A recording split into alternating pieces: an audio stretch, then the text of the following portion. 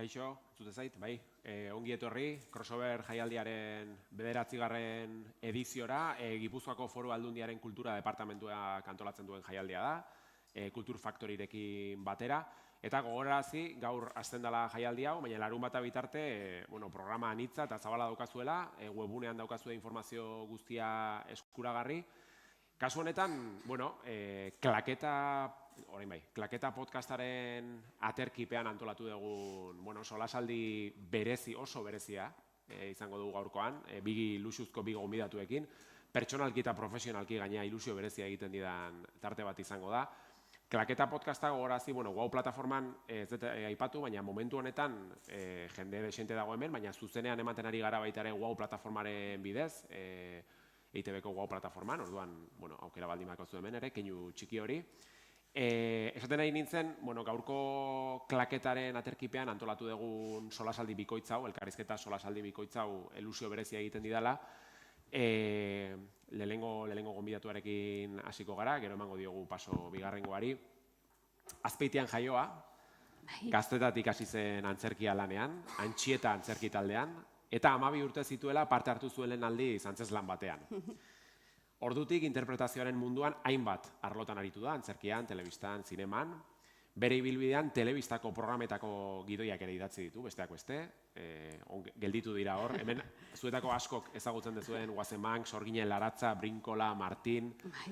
Urteetan zehar hainbat proiektutan parte hartu ondoren, 2014an, hau nik jarri dizut, mugarria, baina loreak esainatu zuen, bere ibilbidean, nik uste orain argituko digu, funtsezko lana izan zena, baina egia da, agian Euskal Herriko mugetatik kanpo, bere ibilbideak inflexio puntu berri bat izan bazuen 2024an izan zela, ziurrenik Kerer telesailari esker iritsi zen hori, eta ordutik, ikusentzuleen eta kritikaren arreta bereganatu ditu, erakusleio mediatikoan kokatu da, eta sari eta laudorio ugari jaso dituzu, Nagore Aramuru, ongi etorri. Eskerrik asko, mila esker, gonbidapenagatik.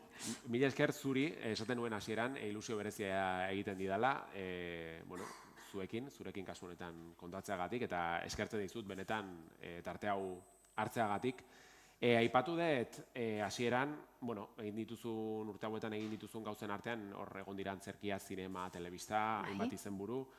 Horietatik, zer ematen dizu, edo zer eskatzen dizu gehiago? Badakik galdera oso orokorra dela eta nahiko tipikoa, baina zinema, antzerkia, telebista agian, antzerkia azken urteotan pixka bat gutxiago. Bai, ibilbidea antzerki asko egiten hasi nun, gero telebistan pasanitun urte desente, eta gero, eta azken urtetan zinean ibili naiz. Gehiago eskatu, ez nuke jakingo esaten. Ni adibidez oain zinean oso eroso nau. Entrenamentu hartu dut eta eroso nago egiteko modu horrekin. Entrenamentua, errodajei dagokionez, pertsonaiak ere orokorrean. Bai, entrenamentua eginak ematen dizulako hori. Azkenean ez da erraixa zinean sesio askoren ondoren hartzen duzu lasaitasuna eta ikasten duzu ofizioa, hori hola da. Nik aukera aukidet eta hor oin lasai nago, eroso nago, bai. Murgilduko gehiak aipatu ditugun mugarri horietan edo. Baina gidoilari lan aipatu dut, gidoilari lanetan ere aritu ziren. Ez dakit gidoilaritzaren arro hori oraindik barruan daukazun. Bueltatuko zinatekeen gidoilari lanetara, ez dakit noiz aipatzu. Aspaldi utzita aukidet, nik sasi gidoilaria naiz, ze izan zan guztia, antzesten jarraitu nahi nolako, edo gaztetan hasi nintzen ere lehengo gidoia izan zan, eretzako paperik etzegon momentu batean, hurrengo obranik idatzeko eta hola zinitzen. Eta gero sartu nun hor muturra, hemen etzegon baita eskola eta industria handirik, orduan telebistan eta gidoiak egiten hasi nintzen, antzezpenetik ezagutzen nolako gero nola egiten zan hori, ezta? Hortik hasi nintzen. Eta gehiago izan zen beharra eta ikastego gogua. Orduan, gidoilari moduen nahiko kaskar. Gidoia gehiago antzezleen ikuspuntutik, ez? Bizkat bai, noski, ni hortik nator, orduan nire idazteko modua hortik da. Historiak beti normalean dialogotan demorazko pasatzen dut. Kasualidadea bain ETB-en emango duten, primenaren imaginatzen dut, Superra telesailari dira grabatzen, Azpeitian grabatu dute, ondo ezagutzen duzun herria. eta justu egon nintzen Alkain Iker Galartza eta Itziber Garmendiarekin, eta beraiek ere egon dira gidoilari moduan. Eta justu berdina esaten zidaten, ez? Azkenan, desberdina dela, ez dakit hobea edo txarragoa, baina norberaren gidoiak idaztea, eta gero hori antzestea, eta kamera aurrean defendatzea baduela beste xarma bat, ez? Justu berdina aipatzen zidaten. Bai, hortik da. Antzesleak hasten dianean gidoiak idazten nik uste behintzat gero ikasi dezakezu, eta beste esparru batzuk jorratu, baina hortik hastentzea. Hori da zure motorra. Neri ala izan zen. Euskerazko telesailak, euskal telesailak, egia da oroar, zinema, iazkoa sekulako usta, ez dakit usta hitza egokiena den, loraldia ere ez dakit egokiena den, baina sekulako pelikulak izan ditugu.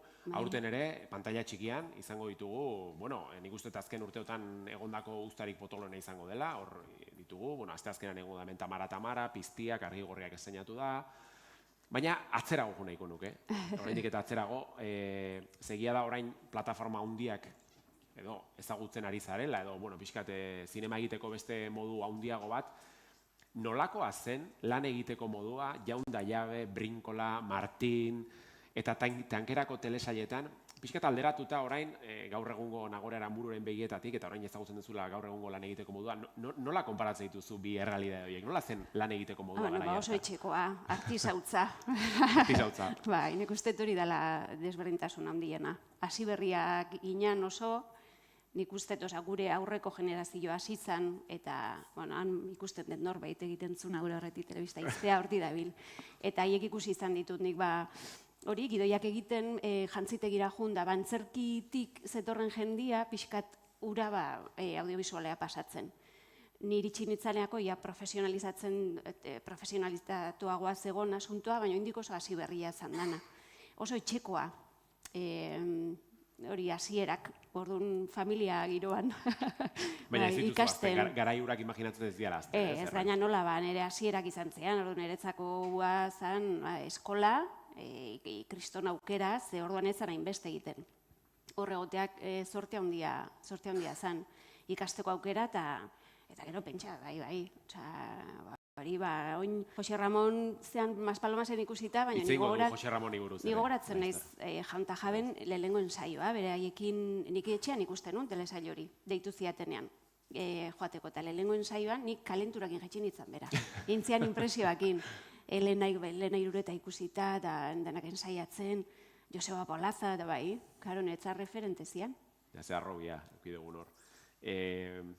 Sartu gaitezken pixkate pertsonaiak aipatu, zen ikusten dut, aktoren munduan eta pertsonaiak edo, orokorrean pelikuletan pertsonaiak duten garrantzia importantea da. 2020ra ingo dut, jauzi, hola, bapatean. Hala, venga. Ondarragoak, gerura iritsi zen zeruagoak, ez dakit hirugarrengo bat egongo ote den, hor utziko dut, akaso bai. Nerea Garzia, Nerea Garzia inspektorearen rola jokatzen duzu, oso pertsonaia berezia da, oso, ez dakit, herrialdien nordikoetatik datozen, bakit ez zaizula gustatzen erreferentziak eta ikustea. Bai, ikustea besteak, bai, nahi ez diate balio laneako, baina bai, besteak ikustea hori piropoa da. Bai, nahi konparazioak eta esate, gogora gazitzen dit. Konparazioak bai gustatzen zizkizu. Ez, edo gogora gazitzen ditua, eta esate, bitu. Gero ikusten didanez, badauke zehoze, eta bai gustatzen zait. Tekilin telesaileko detektibea goratzen niri pertsonalki. Nerea Garzia. Bai. Zure pertsonaiarekin lortu zenuen empatizatzea, badakit oso galdera tipikoa izaten dela, aktore bat pertsonai batean gehiagin murgiltzen denean, ea pertsonaia hori gero etxera eramaten duen edo ez. Pertsonaia agian ez, baina pertsonaia horren gatazkak edo emozioak agian bai, oso pertsonaia berezia zen Nerea Garzia. Itzi dazu Nerea Garziari buruz. Nerea Garziari buruz. Nere pertsonai kutxunenetako bada. Zerikusian erekin, nire azala eta zea jarri diot, baina Nerea Garzia oso koldo almando zen pertsonaia da. Eta bai nik uste esentzia berea daukela. Nik oso ondo pasanun esentzia hori gorpuzten. Ze dauken konflikto emozionala eta hain ez daka tensiorik pertsonaiak. Ez daka tensio emozionalik barruan ez du erakuste ordundan atapatzen du, ez dakigu oso ondo sentitzen duen edo, hor blokeo badauke, eta hori guztia errexagoa da egiten, eramangarriagoa da. Egiten aizean unean, eta gero genero egitea divertigarria da. barre asko egiten dugu. Divertigarriagoa da. Oso divertigarria da. Barre egiten duten? Barre asko egin genuen. Osta egiten da hori pentsatzea. Ondarragoaken, bai, ez dakizu oso ondo, limitea hortxe ibiltzen zea, hortxe, orduan pasatzea erresa da, begirada batekin, musika imaginatzen duzu, ez gotzan, ez gauza horiek eta hori egiten noizeala horrekin jolasten da. Eta ni, bai, nerea oso kutxuna da, baina alde hortatik oso ondo pasatzen dut egiten, rodatzen dugunean, haren historiarekin. Ondarragoatik zerua oakera, oza, behin ikusita, Ondarragoaken emaitza, bisuala, narratiboa, musika, Aitor Etxeberriaren musika aipatu duzu, bigarren denboraldi ura egitea ere desberdina izango zela zuretzat, ez? Ja ezagutzen zenuen pixkat bisualki eta nola izango zen telesaila, oza, beste modu batean egingo zenuen agian, ez? Edo ez izun gehiagik baldintzatu horrek? Ez, baldintzatu gintun, ahaztu egiten zehala, ze baldintzetan egin rodatu genuen lehengoa, gero emaitza ikusten dezunean. COVID garaian zen, ez da? Bai, COVID 2020ko abuztuan egin genuen, maskarilekin, eta bai, lehengo lanetako bat izan zen, etxetik atea eta gero. Eta nahi gertatu zitzaiten, hori rodatu ikusi genuen gero emaitza, ni flipatu genuen emaitzarekin, ni asko guztaren zait, biak guztaren zaizki, Ondarragoak oso kutxuna dut. Eta gero berriro rodatzen hasi ginean, astentzea, ze kondizioetan lan egiten genuen, ez? Osea, azkar, eta bueno, neurri beste telesail batzukin konparatuz urriekin. Orduan berriro 3 egun pasatzen dituzu ze oso ondo ez dakizula oso ondo non zauden, eta gero ja laugarrengoan esatezu, hemen efikazak izan behar dugu, hemen egin behar da, eta horrea, eta gerrilla kontu gehiago da, ez? Gerrilla bada askotan errodajetan erabiltzen duzuten hitza, gerrilla. Bueno, hori da gutxi geanean, hobeto egingo genukenean, edo toma gehiago egingo genitunean, baina ez dagoenean denboraik, hori da ez dagolako diruneikua, eta aurrera, bai, baina hor normalean hori askotan egoten da gizan material oso ona eta gogoa handia, orduan horrek emate izkizu beste gauza batzuk. Hor geho, lan horiek beste eukitu bat izate dute. Normalen oso autoreanak eta izaten dira, eta jendearen marka zigilua ikusi egiten da, ez? Eta bereziak dira, lan horiek gero bereziak izaten dira. Bueno, marka eta zigilua aipatuta, laizter sartuko gea, Alauda Ruiz Dazuaren munduan. Baina orokorrean pertsonaiak lantzerako orduan badakit, edo behintzat elkarrizketa batean irakurri nizun, badaude metodo desberdinak, interpretazioaren munduan. Zu gehiago zehala, pertsonaiak emozioetik lantzeko, ez fisikotik edo beste referentatik. Nola da hori, bizkat ikusle arruntari esplikatzeko? Zer da? Neria bizkat esplikatuko, ze izaten da, nola egiten edan, ze karo da, aktore desberdin guzti, metodo desberdina ditugu. Eta neria, bai, gidoia iristen zaizunean, gidoia irakurri, ikusi pertsonaia nun dagon lehenengo, nundik, ze abia puntu dauken, nola sentitzen dan, zein dan bere ingurua, nolakoa dan, eta gero ikusi ze gatazka izango dituen, eta ze kurba ditzen diogu, ze ibilbide egingo duen, ez da? Normalean protagonista dianak ibilbide hori handia izaten dute, konflikto dexenteak izaten dituzte, eta bigarren mailako bat okatzen handiman zaizu, hori izaten da, protagonista hori marrazteko, edo bere protagonista misioa izaten da horri laguntzea, osea, bere historia hori kontatzen laguntzea. Orduan lan egiteko era modua desberdina da. Eta ni normalean hortik hasten naiz, non dago, nola sentitzen da, ze momentuetan dago. Non dago diozuna, ze motxila daraman gaina. Hori da, nondi dator eta non dago momentu honetan. Pelikula hasten geanean non dago, ez? Eta hortako zuzendariakin asko hitz egiten da, jartzen dizkiozu zuk nahi dituzun gauzak, eta gero gidoian pasatzen dian tokitatik aldan egiazkoen pasa.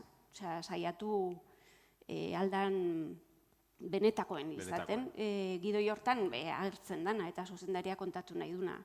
Egia da nahi normalean, pertsonaia oso emozionalak emate izkiatela, emozio gordetzen dutenak, zerbait esan eta beste zerbait sentitzen edo pentsatzen nahi dianak, eta orduan hortik joan behar izaten da, hori landu behar izaten da. Komedia pixkat igual falta da. Bueno, azken aldian bai, azken aldian komedia gutxi bai. Baina egia da gero, segun pertsonaia, Kererrekoak ez dakaz ikusi, baina Indomingo zen egin edan pertsonaiak kanpotik... Aipatzen dituzula, guazen nahi badezu, barreratzea Alaudaren munduan. Alauda Ruiz Dazua, Kerer, Los Domingos. Galdera asko dauzkat horren inguruan, baina... Bota, hasi? Aipatu zenuen Kererren, telesailean aukeratua izan zinenean, aipatu zenuen ez nuen espero aukeratuko nindutenik, ziur bainengoen dimentsio honetako plataforma baterako pertsonaia bat ezin zela aktore ezezagun bat izan. Ez nekien ez da adina ematen nuen ere. Bueno, hain nola kontundente esan hori hori. Elkarrizketa batean da, bale. Kontundente nire jartzen, ez da nahi dramatiko izan. Gaina amaitu zenuen esaten, shock bat izan zen. Bai, ez nik ez nuen pentsatzen pertsonaia niretzat izango zanik. Zeak froga bidali ziatenean, lehenengo froga nik egin ditun, 4 edo 5 froga, hori baiezko eman aurretik pertsonaiaren. Froga diozunean, hori castingak, bai, casting frogak, Kererrerako. Eta irakurri nunean, pertsonaia handia zen, oso potentea, bizkarrean zeraman serie osoa, eta plataforma oso, estaduko plataforma oso ezagun batentzako zen. Eta arrisko handia zen, lana nola egiten duen ezakiz pertsona batei motxila hori jartzea, orduan lasai juten izan castingak egitea. Adinez ere, pertsonaiak bazitun 50 piko urte, 54 jotzen, nik 57 nituen orduan, eta arraro egiten zitzaiten, baina junginan faseak pasatzen, eta alaudak balio handi ematen zion ikustet orduan gauza horiei baino nik ematen nion zerbaiti. Berari nik egiten nuen zerbait asko gustatzen zitzaion miren pertsonaiarentzat. Eta nik uste hori izan zela apustua. Beste guztia gero ja, esan zula, bueno, sinistuko dute. Sinistuko dute, eta sinistu genuen. Ikaragarria da, telesaila eta egiten dezu lana. Eta goza peloteoa, ikaragarria da. Oso bitxia da gaina, nik uste talauda baduela, eta los domingosekin lotuta, baduela gaitasun bat, gaina, pertsonaiak beti eremu grisetan mugitzeko. Osea, ez daude, agian Patricia López Arnaizen pertsonaiak bai, Maitek, bai jokatzen duela igual gehiago muturera, baina ez daude, pertsonaiak ez dute garrasirik egiten, dena ez daude exageraziorik, dena da oso sutila, ez oso iradokitzailea, eta nik uste alaudak duen gaitasun hori oso zinegile gutxik dutela. Eta ez dakit, bitxia iruditzen zaitez, nola ulertu zean alaudarekin, ez? Badirudi zuen bideak elkartu egin direla, eta bata bestearekiko jaio zatela pixka delkarrekin lan egiteko, sentsazio hori ematen du. Nik ez dakit, baina oso gustura egin dugu. Oso ondo ulertu ginen, beitu, nik beti esaten ez, niretzako esan dian gauza guztiez aparte, eta bere lan egiteko era esan dugun guztian aparte, berak jartzen ditu emakumeak dira, normalean, bere historietako protagonistak, baina normalean oso ikustezinak izaten dian pertsonaiak dira. Normalean oso jende sensiblea eta ez dakit lotxatia, baina atzean gehatzen den jendea da. Eta hori da zerbait berak oso ondo egiten duna. Eta aukeratzen ditun lan egiteko jendea ere hortik dihoa. Los Domingosetako protagonista berez kuadrilla batean ez da inoiz agertzen, ez du inoiz hitz egiten. Eta laudak ikusi egiten du eta foko hor jartzen dio. Eta mirenekin berdin. Argazkian inoiz Eliak lehenengo filan agertuko litzake senarra, semeak eta miren egongo litzake beti atzean. Eta nik uste hori dela beak egiten duna eta desberdin egiten duna. Beak hitzik ez duen jende horri, baina ez hitzak ez dakitze konflikto dulako, baizi balotxatiagoa dialako, introvertido jendeari eta sensibleari ematen dio beak ikusten ditu. Nik horregatik esate dula, argazkian atzean dagoena ikusten du eta aurrean jartzen du. Eta gero inguruko jendeak zestia oso iztunak, denboa asko kostatzen da, ez? Pertsona hori izte pasatzen nahi zaion ikustea, haiek agertzea. Eta, karo, alako jende asko dago. Eta orduan ez ditugu gehiagi lehengoan ikusten, baina oso ezagunak dira, eta hemen gaude eta daude. Bizpaio baldiz ikusi pelikula, eta hortan ez dut orain arte hausnatu. Bani hori beti ikusten diot. Eta, karo, jende horri hautsa ematen dio, eta hori berria da, hori desberdina da. Eta nik uste guztoko degula. Bai. Leheno aipatu dugu Jose Ramon Soroiz. Bai. Egia da, Euskal Herriko mugetatik kanpo hemen aspalditik ezagutzen zaitugu, aspalditik jarraitzen dugu zurena, baina Kerer telesaila izan zen bizkat erakusleio mediatikoan kokatu zintuen ekoizpena. Soroizen kasuan, Maspalomasekin iritsi zaio hori. Zuri sentsazioa ematen dizu, edo Kererren aurretik ez dakit pixkat ez gutxietxi, baina orain batean deskubritu zaitu jendeak eta badirudi aurreko guztiak ez duela garrantzirik, osea, badakit kerer importantea izan dela zure ibilbidean, baina ez, aurreko guztia ere, ez? Orduan, ez dakit nola bizi dezun zuk hori, osea, inflexio puntu hori, eta esatea, 2024tik aurra deskubritu duten agorearan buru hori. Baina oso ondo biziet. Ze, eski ez da... horrekin ez dakat arazoik. Ez zaita inbeste aldatu bizitzat. Etorri zaidan guztia ona izan da. Osea, izan da toki berriak ireki eta jende gehiagok ezagutu du nire lan egiteko era, ez? Osea, azkenean erakusleio bada. Horrek aukera gehiago eman dizkit. Segurunik lanerako eta lekutara iristeko. Baina ez zaite egin porta, ze gero rebisatzen dute, horregatik jende asko ari da loreak ikusten, eta ikusiko dituzte hemen egin ditugu lanak, baina ez dakit, guri politena irutu zitzaidana zen, aurten zinemaldian, Maspalomaseko elkarrizketa baten ginen, Jose Ramon, Kandido Uranga eta Irurok, eta nila ezagutzen ditun elkarrizketa zale malagina bat uste zala, eta esaten zen, bueno, nahor ez dakizezu ja deskubritu zaitugu, baina hemen da, Jose Ramon eta Kandido, eta esaten zien, nola aldatuko da zuen bizitza, eta pentsa, ez da, hori da. Nerekin adinagatik ematen du, oain arte ez dakit, baina oso antzeko da bizipena, guk ja egiteko modua eta bizitza nahiko egina daukagu, orduan, hori parrez hasi ginen Irurok, eta imaginatu Kandidok ze esan zuen, ez, eta gero Irurak sarien alfombra gorritan, eta... Bai, polita izan da hori. Ez zaitu zeta ezagutzen pertsonalki, baina niri sentsazioa ematen dit, aipatzen dituzula Kandido Uranga zu eta soroiz, profesioa maite dezuela, aktoreen profesioa, baina profesioak dakarren alderdi fribolo, ez dakit, mediatiko, gain esposizio horrekiko, ja beste distantzia bezala hartzen dezutela, ez? Osea, badirudi aktorearen lanarekin bat datorren zerbait dela, baina ez, sentsazio ematen dit antzekoak zeatela hortan. Bai, nik uste hori konpartitzen dugula. Hemengo aktore askokin nik uste. Bai, nik ala ikusten dut, Elena Iruretar ez dut ikusten nola gero... Niretzak nik bakarrik esan dezaket niregatik, baina azkenean niri deskurritu duteak gustatzen zaidana benetan egitea dela. Niri rodajea gustatzen zait, niri gidoia irakurtzea gustatzen zait, eta ja hori bukatzen dugunetik aurrea pasatzen dana, saldu behar da eta iritsi behar da hortako egiten dugu. Baina ez zait interesatzen, ze hori bukatu da niretzat, osea, prozesua bukatu da. Eta horre guztiak oain daukan promozioak asko handitu dira eta saria beti daude ondo, ze hori errekonozimentu bada, lana gustoko izan dula jendiak eta iritsi egin dela.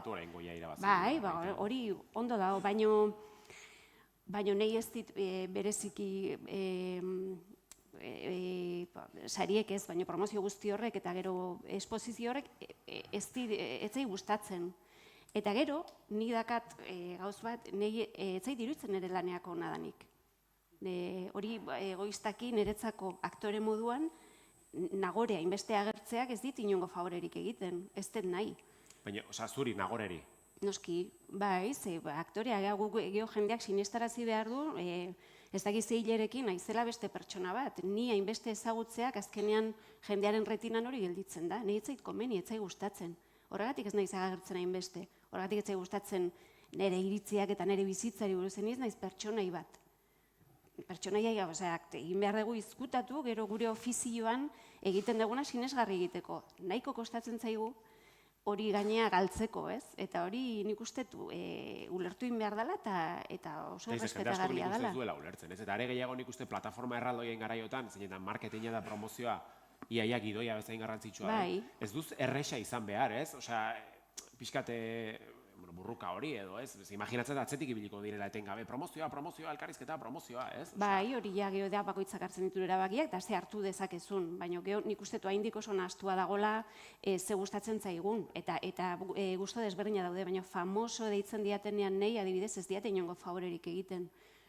Ezaguna, bai, ze karo, nire lana pantalla batean ikusten da, baina hor bukatzen da. Ni gero ezagun izate horrek ez dit... Kalean jendeak ezagutzen zaituela eta nabaritzen duzu. Bai, nabaritzen dut, bai. Eta, bueno, lanaren parte da, baina ez da gehien gustatzen zaitena. Eta iruditzen zait lana babesteko, nik aldedan guztia egingo dedala hori hola jarraitu dezan. Ze nik nahi dedana da, hemendik 8 urtera, beste pertsonai batekin, eta Nerea Garziarekin gogoratzea, eta ez Nagorekin. Nerea Garzia gogoratuko, Nagorerekin ere. Goia, Feroz, Sariak, hori guztia nola bizi dezu? Tsunami hau, egia da, gaina iaz, Donostiako zinemaldian lau ekoizpenekin egon zinean. Bai, hor zean memeak eta guztia egin zizkiaten, nahiko nik karre entzun ginen. nuen grazia egin zidala, esan zuzen, Nagore Aranburu zara gure Pedro Pascal. Bai, hori da, hori gioan ikatean Horrek pixkat esan nahi du Pedro Pascal dagoelako ekoizpen guztietan. Bai, grazia egin zian, bai. Gure Pedro Pascal. Nahiko gutxi agertu zian, bai. Nun? Nahiko gutxi agertu ziela, memeak eta guzti, bai. Iristen zaizkizu gauza horiek? Bai, noski, bai. Eta ondo, hartze dituzu? Eski, realidadea da. Zeatik lehenko zinemaldian, zea batetik, prentxaurreko batetik, besotik atean induten bestera argazkira emateko. Hori, hola izan zen, orduan bai, grazia egiten dit. Errealidadean bizi naiz, hau gehiagik izan. Bueno, amaitzen juteko, gustatzen zait pixkat amaieran zine, telesail, mundu zure gustu pertsonaleta hitz egitea. Eta ohitura daukat podcast honetan beti gonbidatuari opari bat egiteko. Hau nire iritzi pertsonala da, baina egin daiteken oparirik onenetakoa bizitza honetan, niretzako behintzat da pelikula gomendatzea, edo telesaila gomendatzea, edo oparitzea fisikoki. Gustatzen zait pelikulak oparitza. Ondo iruditzen zait. Bale, orduan, hau da zuria, ezta? Bai. Hau pelikula aukeratu dut, zuretzako. Ireki leike? Bai, horretarako da. Betaurreko gabe? Ez dakit ikusi dezun, ezagutzen dezun. Paul Thomas Andersonen pelikula bada. Ez dut ikusi. Vale. Badauka, bi arrazoiengatik. Da Paul Thomas Andersonen pelikula, El hilo invisible pelikula oparitu diot. Bueno, azteko orain, Oscar sarietan eman diotelako, sari bat. Eta gero bestetik baduelak pixka lotura bat Balenciaga telesailarekin. Orduan, aitzakia besterik ez da, klaketaz gogoratzeko. Eta, hemendik tiraz. Telesailzalea zea, telesailak ikusten dituzu, pelikulak... Zalea banaiz, bestela, nik egiten dedana, ikusteak ere ematen didalako berdina, hori lortzeko, komunikazio horrek edo pelikula bat ikusten dedanean eta mugitzen naunean, hori bezalako sensazioek ez gutxi daude, zinematika gustu ateatzen nahi zenean. Baina egia da, ez naizela zale amorratu, ez naiz asko kontsumitzekoa. Lanean nahi naizenean batez. Batez? Oso gutxi, zer gainezka egiten dit. Ez dakit zer daukada, baina... Lanean zaudenean, zentratua zaude horretan. Bai, nik lanean nagoenean rodajetan da, jendea gero bukatuta, zinemara goaz, nik ezin izaten dugu, nila neiko dauket egiten nahianakin. Eta bestela oso lasaia naiz, oso makal, ikuste ditut gauzak denbora askotin. Hori ondo dago, ala ere. Ez dakit, hola da.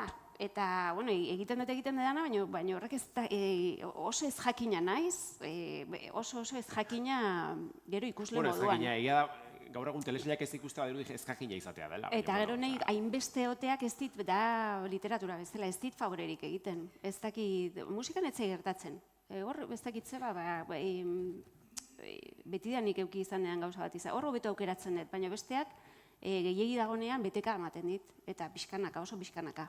Bueno, eskatu behar nizun gomendio bat oparitzeko, baina izan daiteke zerbait musikala nahi baldin badezu. Ez. Ikusi dezun azkeden telesaila etzaizuna bat ere gustatu, edo deskubritu dezun zerbait, edo gomendatu dizuten zerbait eta etzaizuna gustatu, edo zer izan daiteke. Eske ez dakit esaten, noizka. Eske ikusi nun azkena, eta gero 3 hasita ditut, baina ez ditu bukatzen, ez dauka gauetan lo hartzen dut. Hori amatasunaren historia da, baina... Ba, ez dakit, bentsa, uste Jakarta ikusi nula azkenetako bat, anatomia de un instante ikusi nun oindala gutxi. Bueno, oso ona Jakarta, bideo bat etzen du, Jakarta Movistarren daukazue ikusgai, Javier Cámara eta... Niretzat, bai, gaina zea intzian, bai. Bai, eragiten du, telesailak, Eta Diegok egina zala jakinda sorpresa hartu nun, eta hori gustatzen zait, ikustea hola, bakoitzan ibilbidean nola di joan. Bai, azkenetako ala guztua ikusi nuna Jakarta. Ez dakit, gehiago? Ez, nahiko da. Nahikoa da. Zesan, Nagore, mila esker, benetan, gure gana etortzeagatik, ikusita gainean nola zabiltzan lanez, eta mi querida señorita, estrenatu duzu... Bai, Malagan estrenatu zen. Malagan, imaginatzet proiektuak izango dituzula hor. Ez dakit, leheno ohikoagoa zen ezezkoak, baiezkoak baino gehiago, orain ez dakit buelta eman dion horri. Bai, lehentzan, casting gehiago eta saiakera gehiago gauzetara iristeko, eta oin berdin jarraitzen du, baina oinegia da, batzutan iristen diala proiektuak zure izenarekin, adibidez zuzendari batek, pentsatu dulako idatzi duen hortan, zultzako hori. Mas Palomasen kasua, ez? Opari bada. Mas Palomas ez, Mas Palomas kastina egin gendu. Kastina egin zen, Haini Jose Ramonekin kastina egin, urte bete lehenago. Pentsa. Ez daukat hor zeaik influentzi. Etxekoak okerrenak dira. Batzutan pasatzen da okerrena izatea. Hori pasazan Alaudarekin. Kastine, bigarren gorako kastinik egin gabe Alaudaren. Mujaren papera ez dugu aipatu gehiagi, baina hori bai, uste pixkat urrun egongo dela, ez? Nagora eranbururetik. Ez pentsa, hor sorpresak hartzen dira. Bai? Bueno. Beste bateako kareko dugu gurutzaren bat. Eskerrik asko, benetan. Gonbidapenagatik. Jarraian, Fariba Seijan, behira ingoet. Iake gomendak agun, normalan egiten duguna, eskerrik asko. Oso ondo, mila esker. Eskerrik asko.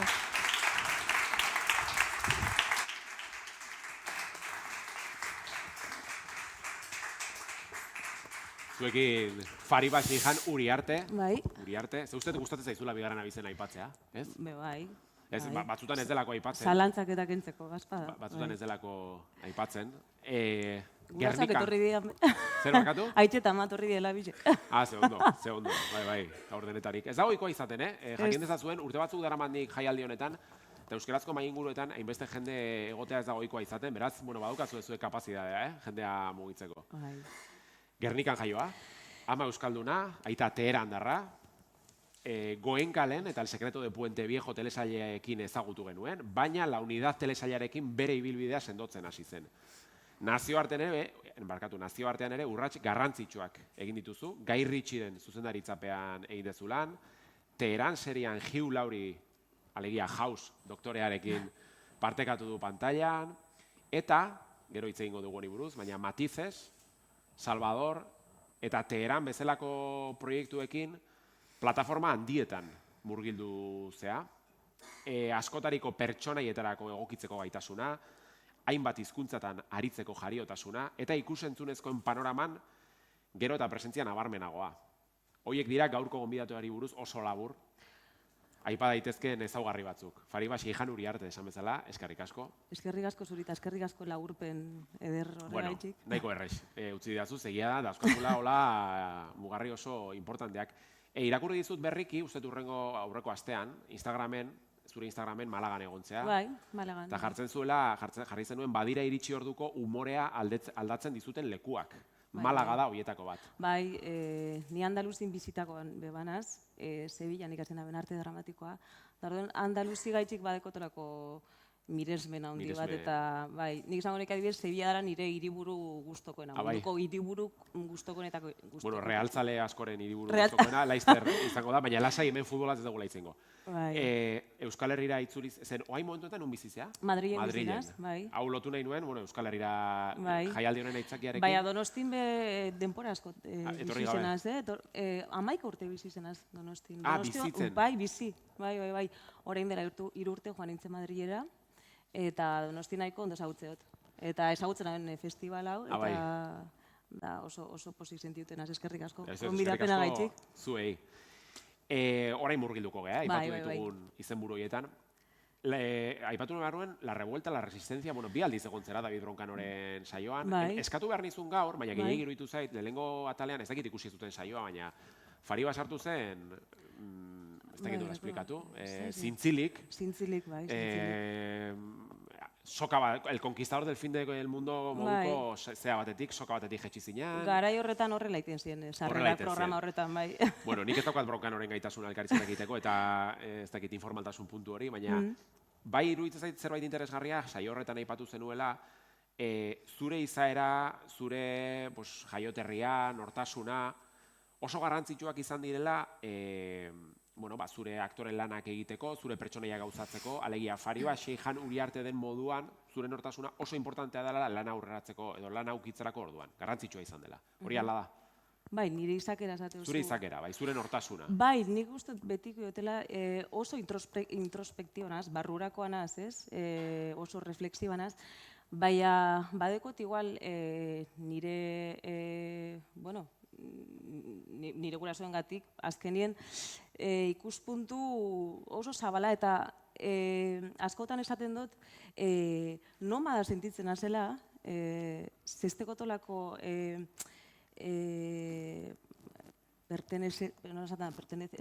sentsazio hori leku batekoa izatekoa edo beste leku batekoa izatekoa. Orduen horrek niri lasaitasun asko moten doz eta, bueno, adaptazio bai ez, leku bidaiatzeko orduen, asko gustatzen bidaiatzea, eta ez dakit, galdetzea bai, jakitea. Txikitan oso lotxatean nintzen. Baina, behin lotxa galduna benien, etzan berriz bueltatu.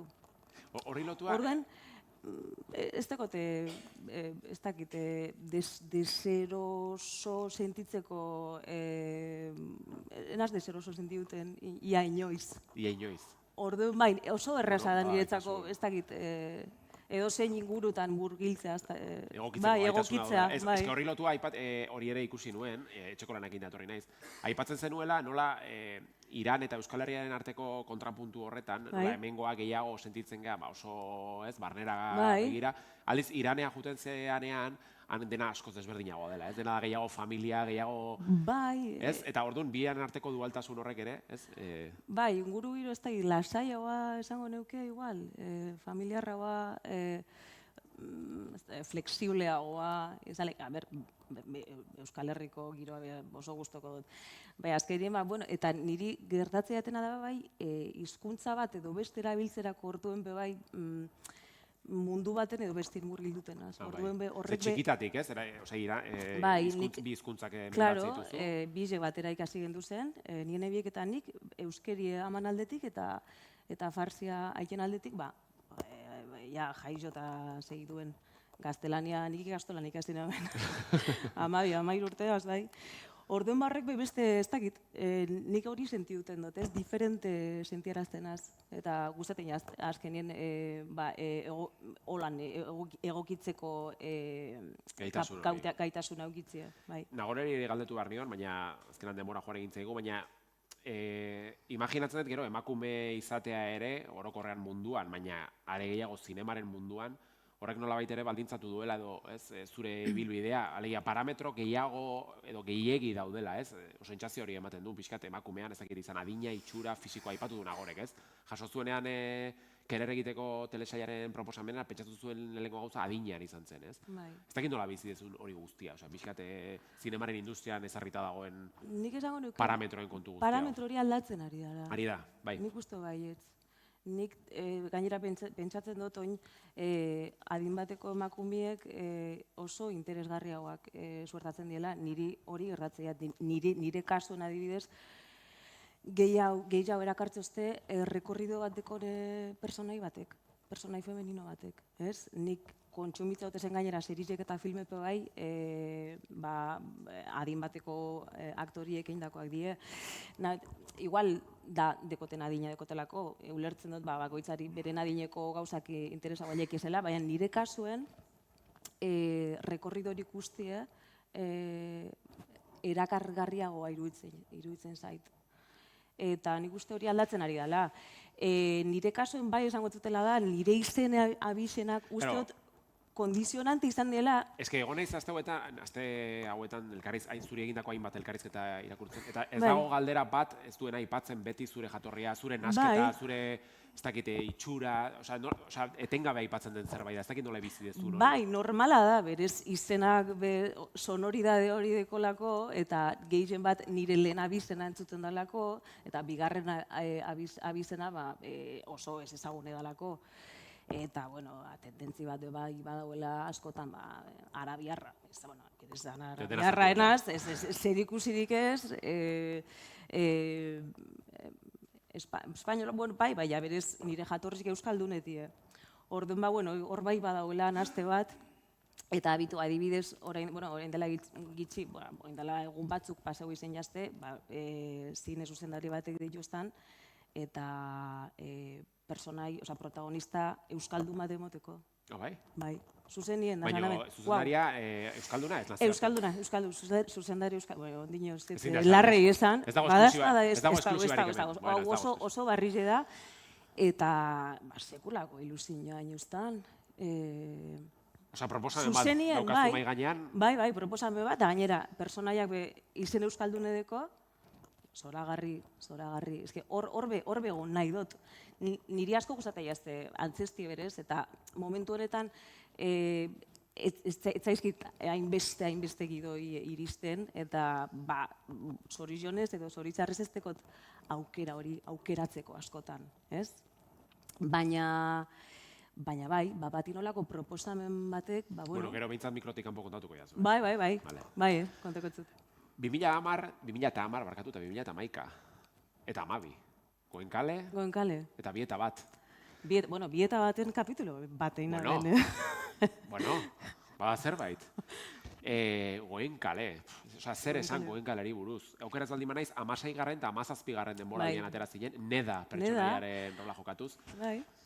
Zer esan Goenkalari buruz. Hainbat euskal aktoren, hemen aipatu ditugun guztiena arrobi, hitzegi dazu, mesedez Goenkalari buruz. Nahi dezuna aipatu. Bueno, eski, nik umetatik gure izen dute aktori izen, ez? Eta herri jen esaten zuena da, baia, noiz agertzaren Goenkale. Hori da. Osa, gaur egun guazen dena... Bai, orduntxe Goenkale zan. Eta gogoan dekot, hori, Donostira joan jen amatan autobusien, Kastina egiten. Eta, Kastinena ben, talako baten, olatz behobiden partezko dei bat jasona ben, ez da inorzen, gizon bazan, da, ezazten, persona honetako estuzumon, bai, olatzeri, asko guztiako zure probi eta zuretzat moldatute, personai bat eratu nahi deu, idatzi nahi deu, Kastina, bai. Eta orduan, personai hori olatzek niretzako inban. Neda izeneko personai esan, neskairaniar bat, kirolarize, elitezko kirolarize, eta arazo bat eta beste diela, ies egin behar izan zuena Iranetik, eta, han agertu zen batien arralden, eta Nagore zeukan lagun, Nagore Bertiga salto ikimane... bai. Abizena, Nagore...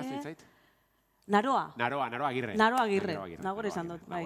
Naroa Agirre esan nire arraldeko. Bai, gara hartan eta Iñaki Perurena eta batzu den Eta Iñaki Perurena, eta Iñigo Azpitarte, eta Asier Orozagasti, ez da gizau kuadriarra, Ilenia Baglieto, Loreto Mauleon, Loreto Gazbeko inziduna ben, hori zen zan. Eta bira batzuk non amaitu duzuen, eh? Eta 21 urte guen, 22 urte. Bai, klaro, pasadira hori da. Pasada zan. Eta, klaro, esatezun nien, gogoratzen da, Zornotzako jai batzutan, horre gure txosnan litroak egiten. Bai. Estano keino guzno noiz. Eta batien, barri hori mona ben da kuadriako danak. Goenkan lagerteko zala, bai, zera. Lagon bat. Nietzako hori zen zan, ito bat, nire bizitzen. Igual, garrantzitsu netariko bat. Ritxi horiek, ez, izan zan litroak egiten Goenkalen hartu zizutenean, ez? Osa, hori da lerro burua, ez jai lebri, ez. Zorretzako jaizetan, bai, kontzertu batzutan, bai, gogoan dekot. Eta bai, hola nazi ginen, bai.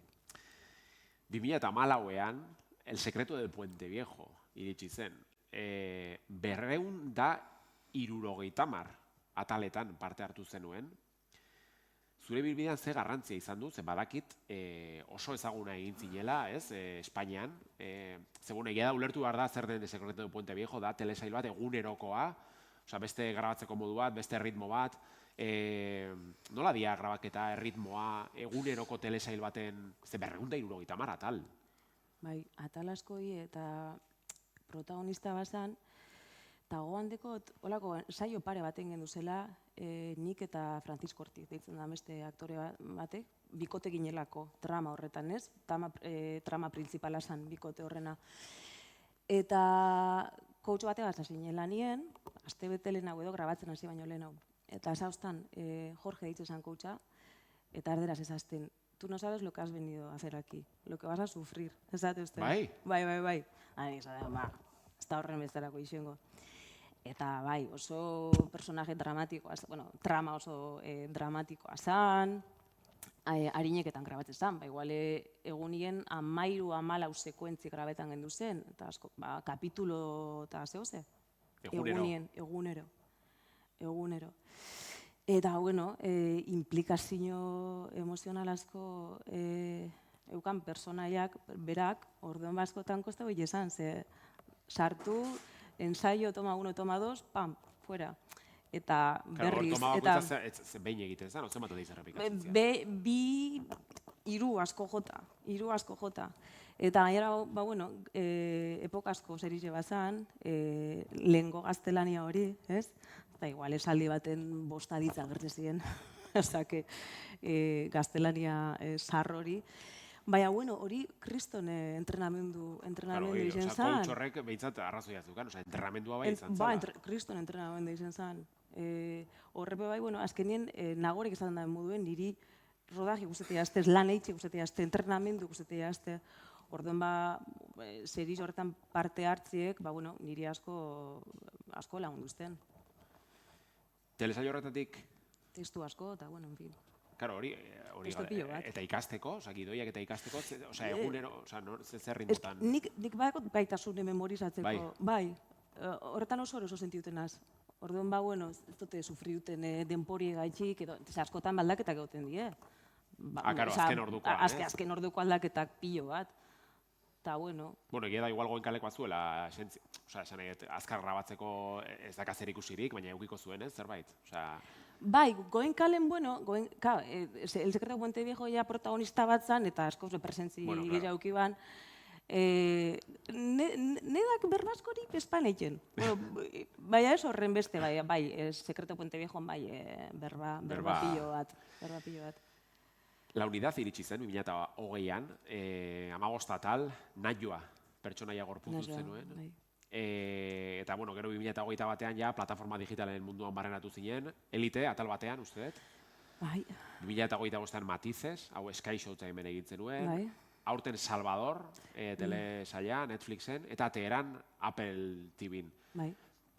Pertsonaietan murgilda horretik. Nolakoa da edo nola da plataforma erraldoi hauentzat lan egitea? Karo, egia da galdera hau igual zuzendari edo ekoizle bati egitea zentzu gehiago izango lukela, ez egit aktorea hainbeste iristen zaizuen, baina imaginatzen dut bai, ez? Aurrekontu aldetik, aipatu dugu grabazioak, nola da plataforma digitalen mundu hau? Bueno, niretzako, espektakularra die, handila badienien, ekipoa askoz handila. Lan baldintzak. Lan baldintzak, bai. Kamarak diferenti die, ez da, denpora... Katerina hobea da. Zer, nik entzun izan, olako, dena oso do, baina Katerina surtido kuetara eta olako. Ez, niri Katerina honak, toku bizin aztez. Bai, eta, bueno, askoz be geldoagoa da. Ja. Askoz be, da hobeto zaintzen da, eta orokorrien, gero askotan prisak egoten die, bai, eta ez dakit. Bai, orokorrien, bueno, bai, denpora gehiago hartzen da, baina, bueno, nik esango neke niretzako espektakularra gabe bada. Bueno, adibidez, Atenasen egon nintzen Teheran grabatzen, Salvador grabatu dugunin bai, hainbeste extra, hainbeste efekto, hainbeste ambulantzi, ez dakit, hori, beste modu batera disfrutatzen da. Jakiteak atzean dagoela hainbeste parafernalia komietartean, ez, presio gehiago, ez? Ez, baina, glamour edo, glamour ez da berbie, baina espektakularidade hori, barneratzen da zeuzelan, eta... Ja, igual hasieratik barneratzen dut zerbait. Bai, eta horrez hartzen zara, eta ez dakit, niretzako gauz asko moten dauz horrepe bai, ez? Esan nahi dut, azkeneko, Salvadorreko esen askotan, flipanti esan, niretzako. Baina Salvadorren badaukazu pertsonai bat nahiko importantea. Bai. Eta hori dana arnastu iten da, eta barneratu iten da. Handitasun hori, ez? Bai, zentzu honenien, bai. Eta... Hor, Teheran aipatu dugu, eta lehen aipatu dut, ni bere garaien oso jauz zalean. Oso jauz zalean. Mesedez, Hugh Laurie, majoa da. Super majoa, bitu. Hugh Laurie, jauz doktorea. A-listed actor, zan. Zenbat, bideo baten eta ikusi nuen, Beragazteko trama garrantzitsuena, 8 kapitulo die, eta 3 kapitulotan agertzen az. Eta, bueno, obra deko oso harreman mistiko bat. Nik uste oraindik ez dutela ulertu zein dan zehazki harreman mota hori. Baina gogoan dekot nola izan zen gure lehenengo kontaktue. Eukina benolako bideo dei bat Daniel Sirkin egaz. Daniel Sirkin da zuzendari de hecho, lan hau nik topena ben, nik idatzi notzen zuzendari bai? Kontatu. Bueno, nik deko benanteina ben, eta horre bai, personaia... Gai Ritxin, bai. Eta horre kastina izan zen, eta aukeratu hostien. Eta nire personaia zen Afganistango neska bat. Eta Afganistanen Daria hitz egiten da, eta Farsia eta Daria antzekoak die, eta horrek erraztu hostan ibilbidie. Eta pelikula horretan hainbeste aktore iraniarro ezagutu nabezen, iraniarrak, Afganistankoak eta bar. Eta holako aktore batek, euretariko batek esauzten, ni Teheraneko bigarren denboraldien egonaz, eta badakitz aktorien bile biltzen diela. Aktore iraniarren bile munduen zier, eta Europan, eta dana alakoa. Eta nola egiten da, eta hau da. E-mail bat jatzen. Bidali zenun uste zenolako perfil horretan ekajatzen zenun. Bai, nire burua aurkezten, da, bueno, 3. denboraldirako personai bat behar bazuten, nibe kontutan izateko. Eta holan jarri ginen harremantan, Danieli e-mail bat idatzi nion, nire burua aurkezten, nire materiala bialdu nion, eta holan izan zen, gero holako self-tape bat bialdu naben, 2. fasera pasatu nintzen, eta esazten hori, enlisted ditzen dan aktore batekin trama bat neukala. Eta aktore inglesa zala. Hori bakarrik zenekin. Hori. Eta esan zean, eta holako baten bideo dei bat egitea gustatuko litzaidake nirekin eta aktore horrekin. Zuk oraindik jakin gabe behar zela. Jakin bane, nik nire kabala egin abezen, zan, Henry Cavill, Daniel Craig... Brad Pitt... Bueno, Brad Pitt ez... Hau, inglesa. Inglesa. Markatu. Eta... bai, gogoratzeot... Eta haizu bideo egiten dira, Zoom bidez? Zoom, bai. Ordaintzen den aplikazio bada, ez da doak, diainkuta. Ez, Zoom uste, 45 minutu... Bosten dan horietakoa, benetan. Ez dakitzen zan, ez dut uste, 45 minutu bezkin esan egon, Bueno. Eta zuzetari zegi aldu ustan linke. Eta, horre konektatu nintzen da, Danielen arpizea baneukan buruen. Eta beste. Ointxe aurkeztuko dut aktore hori. Talago baten anatzien, kortina baten ez dizerrizkut eta buru bat agertzen da, urrunetik. Oso cinematografikoa hori. Bai, naben ondo ikusten. Urbiltzen hasi zanien kamarara zan, Dr. House. Ez que hori betiko izango da Dr. House. Dr. House.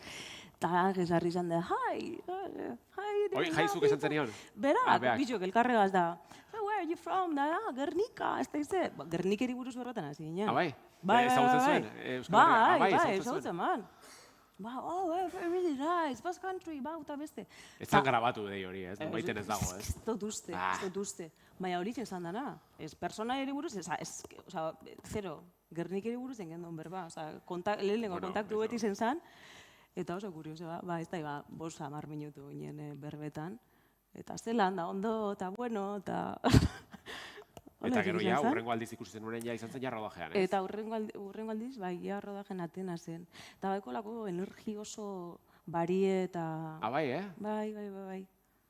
Bai. Osa, House doktoraren kontrakoa pixka bat? Justo. Bueno, kontrakoa edo... Justo. Guy Ritchie'ren, egia ez dela telesabe, pelikula da, baina Guy Ritchie'rekin ere... Eta Jake Gyllenhaal. Eta Jake Gyllenhaal. Bai, barek Donosti oso ondo zautu. Jake Gyllenhaalen ezagutzen du Donosti? Bai, eta Sagardotek Jake. Kontatu, gauza horiek interesatzen zaizkigu hemen. Benetan, Sagardotegiak ez, Jake Gyllenhaal Sagardotegi batean egon da? Bai. Esaiazu, Hernanin egon dela. Hernanin egon dela. Ez da ginen, ez da. Benetan, Bai. Horren inguru hemen gendun, berba Euskal Herri ezagutzen bala ustote Donostiko zinemaldiren baten egon izan dela, igual horre gaitzik. Bai, eta Guy Ritchie lan egin kuriosa izan, Guy Ritchie bateko improvisatzeko kriston kapazia die. Bai. Kristona. Eta errestasun piloa, bai. Askotan, niri Guy Ritchie gazpazio biziaztena, goratzet sekuentzio baten, gero, de hecho, zazten, izan da, what that was perfect, tal. Eta Jake etorri izan beba izaten, momentu hori, eta nik enekizien zeitzen ari nintzen. Osa, enekizien, arek esaten ban, rolling, rolling zer? Ja, rolling zer. Esako, askotan, indikazioak egon barik, aldio, eta gero, goratzen dut, ez da pelikula hori ikusi duzun, baina, kriston espreine dekotez nik atza eta aurrera, ume bategaz gaine, bueno, gezurretako ume bazan, baina ume horre pixeta man, igual, ez dakit, 20 kilo. Osa, pila, eta atzera, eta aurrera, eta atzera, eta...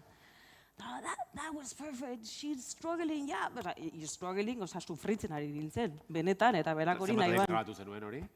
Ez dakit, 10, 11, osa, jarre alazan nipia lurretik botatzen ari nintzela, Osa, neki ez, bai. Baina, oso divertigarri izan zen. Bai, eta gogoratze bai, aktore batek bai, esaten ziola, osa, proposamen bat eukiten bala, eta entzun egiten ban. Eta, bale, aldatu egiten ban. Bai. Badago oraindik antzestu ez dezun bueno, imaginatzen eta asko dongo diala, baina edo gustatuko litzaizuken, aipatu nahi nuen justo, baina leheno aurreratu zea, badakit ez duzula kontatuko, baina aipatu ditugun izenburu horien guztien artean, Goen kale eta aipatu ditugu astapenak, baina badukazuko gogoa euskerazko telesail pelikuletan parte hartzeko. Euskerazko, bai, asko. Ez dakit. Aspali, bueno, irutxulotik ez dut beste zerrein Euskal Herrizen, urte batzu pasei. Bueno, claro, zenbat urte. Egia da, azutan ego, Irutxulo. Zurine Hidalgo eta Amankai. Iker Galartza, Amankai, bai? Egia da, behira, hori zetekarri. Aurkezpenan ez eta ipatu irutxulo. Ez, bai, batzik urte pasei, baina bai, gustatuko litzaidak. Eta, bueno, azken aldiz akzioa eta genero desente egiten ari naz. Eta gustatuko litzazuke, ez dakit, komedia egitea... Pilo bat. Komedia, bai. Pilo bat. Eta izaten dut, bai, komedia egitea gustatuko litzaidak. Bai, askotan, drama horretara erota, hostia, bere dela egitzi. Bueno, 2 urte, grabatu genuen Disforia, pelikula bat. Bai, oain estrenatuko da, ez? Bueno, festivaletan bere ibilbidea egiten ari da, eta irailen edo urrizen zinematan estrenatuko da, Funny Games antzeko historia bada, guztiz dramatikoa. Funny Games? Funny Gamesen antzeko kutsu edeko, bai. Eta berriz, ama bat, bere alabiega, amatasunaz, asko hitz egiten dugu pelikula horrek, bipolaridadiaz hitz egiten dugu. Baina hori oso dramatikoa bai da, thriller psikologiko bat da. Eta bai, bati gustatuko litzaidak olako euskaldun serie baten. Bueno, badakit, aipatu duzu badokazula zerbait mahai gainean. Bai. Egongo gea adi. Zure zinema gustuak ez dautu nahi ditut. Nire zinema gustuak. Telesailak, bueno, lehenik eta behin noski, hau, asmatu duten. Ai, eskerrik asko. Badakit ikusi dezula. Eta, Interestelar pelikula ekarri, Christopher Nolanen pelikula. Bueno, lehenik eta behin, mira, nagorari azuzait esatea, baina konbidatu gehienek bakizuz erantzute jazuten. Bai, eskarrik asko, baina ez daukat irakurgailua etxean. Osa, oparitu behar detena da DVD edo Blu-ray irakurgailu bat. Interestelar da, Christopher Nolanena. Eta okeraz baldin manaiz, erantzun batean, elkarrizeta batean aipatu zenun, ze pelikulatan gustatuko litzaizuke bizitzea, eta erantzun zenun Interestelar. Ez dugu horatzen. Orduan, mesez, esplikatu didazu, zergatik nahi dezun bizi Interestelarren. Matthew McConaugheyrekin norre liburu artean, edo? Interestelar ez hemen, ezan, danien. Ez bazaizu gustatzen pelikula, gorroto baldin badezu aldia zu esan. Asko harritu inaz, asko gustateiaz pelikula hau, soinu banda eta dana. Eta gainera, azkeneko ikusi nabenean oso egun bereziz izan zen, gau berezi bat izan zen, eta horretik gelitu nazapur bete nokeatute. Bai, guztiz asmatu duzu, Bueno, posten bai. Uste nun kontrakoa, aizinela, hain nola esango jotoni, gorroto etela pelikula hau, bale. Ba hori, bai, Interestelar bezalako pelikula baten bizitza gustatuko litzaidakela, bai, espazio horretan, espazioan eta denporan mugitzeko... Kontzeptu horretan. Bai, kontzeptu horretan mugitzeko aukera horretan, bai. Oain trukean gomendioak. Telesailak ikusten duzu, ez dakite nola jotzen dezun telesaietara, fidatzen zen ditxosozko algoritmoaz, edo ez dakit sareetan topatzen dituzun gomendioak, edo ze... Nitzako telesaiak eta pelikulak ikustien nahiko ritual die, eta askotan koste egiten azte orduen ondo aukeratzen dutez. Enaz oso... Osa, ez zu denbora galtzen hor... Ez dutez konsumiltzen holan, jente asko egiten da moduen. Asko gustatzen jazte zinemara jutie. Telesainak baino gehiago nahi hau dut pelikula bat ikustia. Eta azkena, zirat esango dut. Ze iruditu zaizu? Uste nuen Oliver Laxe ez genuela aipatu behar, hemen? Bai, aipatu dugu, ez nola ez. Bueno, Oliver Laxe eta Sorogoiren arteko beef hori, ez dakit irakurri ezun. Bai. Karaoke batean eukizutela, bueno, berdin du, hori beste bateak utziko. Ni oso Laxe ez alienaz. Bai. Eta asko gustatu zitzaidan pelikula hori. Nagore izan da moduen, pelikulakaz eta zineagaz, zerizekaz badekotoko olako hori. Kontu gehiago aukeratzeko orduen edo ikusteko orduen, baina musikarekin hori ez gertatzen, oso kontsumitzailean az musikana. Ze kurioso, nagore berdina esan dit, musikaren inguru. Claro, horien zueten niri... Claro, aktorek igual musika asko erabiltzen dezute ere, ez? Zuen barne introspekzio ez dakit. Nitzako musika balsamo bat da, nik asko disfrutatzen musika. Nik, bai, igual ez da, egunien hiru ordu igual entzuten. 3 ordu, egunero. Bai. Bueno, orduan, Sirat gomendatzen diguzu. Bai, niri, bai, Sirat gomendatzen. Eta musika, bide batez, zerbait gomendagarria, edo ez dakit. Egun txarra daukazunean, hola pixka eta laitzeko erabiltzen duzun abesti bat, edo soinu banda bat, interestelarretena, eta honekin ja maitzen jugo, azken aldiren elektronika entzuten dut. Bai? Osa, Sirateko rave hoietako, ez? Bai? Born Sleepy. Aixe adibidez, holako abestizek bai. Altzetu estia bai, energize moten da bie. Mila esker, komendioagatik. Zuri. Eskerrik asko, Fariba Xijan Uriarte. Ja, zalantzan eukan eman dizudanen esku artean esan dira, uste ez dutela asmatu. Eguneko egun. Poste naiz. Eskerrik asko, benetan. Eta, bueno, eskerrik asko gerturatu zareten guztioi, benetan, kriston plazerra izan da, zuekin guztiekin hemen egotea, Fariba, Nagore, Guau plataformaren bestaldean zaudeten guztioi ere, seguro dagoela norbait ere, eskerrik asko ikusi eta entzuteagatik. Eta, beti ez den moduan, klaketaren urrengo saio batean, elkar ikusiko gea. Eskerrik asko denoi, mila esker. Eskerrik asko, Aitza. Eskerrik asko.